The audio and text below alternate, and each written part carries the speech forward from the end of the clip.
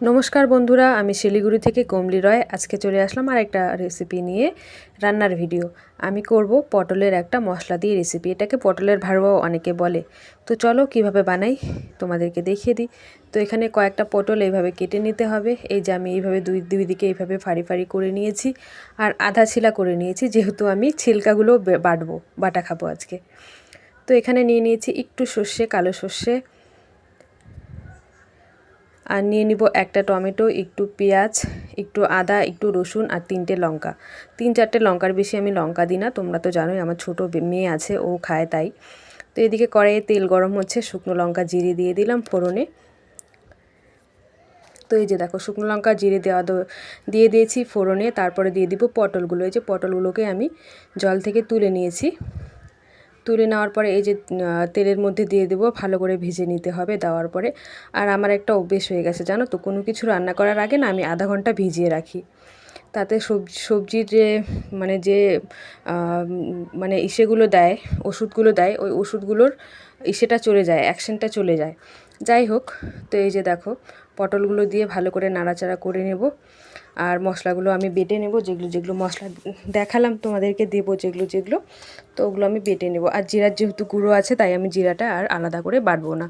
তো এই যে এগুলোকে ভালো করে কম আঁচে উল্টে পাল্টে ভেজে নিতে হবে একটু লাল লাল করে। আর 50% 60% হয়ে যায়, যাতে ওই হিসাবে ভাজতে হবে। কারণ কি মশলাটাও আমি উপর থেকে দেবো, যাতে মশলাটাও কাঁচা কাঁচা গন্ধ না আসে, ওই হিসাবেই দেখতে হবে। তোমরা এটাকে তুলে নিয়ে মশলাটা কষিয়ে এভাবে বানাতে পারো। এটাকে মনে করো তুলে রেখে দিলে, তারপরে মশলাটা কষিয়ে পটলগুলো আবার দিয়ে দিলে। আমি ওইভাবে আর করিনি, ওইভাবেও করি অন্য দিন।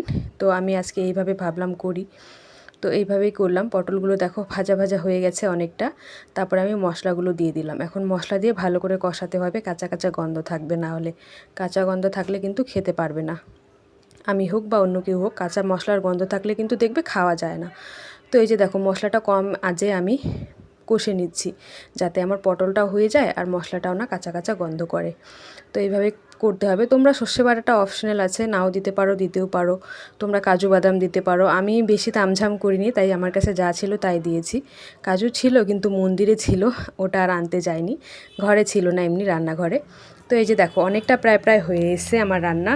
এই যে দেখতে পাচ্ছ মশলাটা কি সুন্দর পটলের উপর লেগে আছে, আর তেলও দেখো কি সুন্দর ছেড়ে দিয়েছে। তো এইভাবে রান্নাটা করতে হবে, কম আঁচে একটু ধৈর্য ধরে করতে হবে, নাহলে কিন্তু মশলাটা খুব গন্ধ করবে, খেতে পারবে না। এটা তোমরা রুটি দিয়ে, ভাত দিয়ে, সব দিয়ে খেতে পারবে। ভাত দিয়ে বেশি ভালো লাগবে রুটির থেকে। এটা ডাল হলে কিন্তু কিছু লাগবে না, বাকি এটা দিয়েও তোমরা খেতে পারো।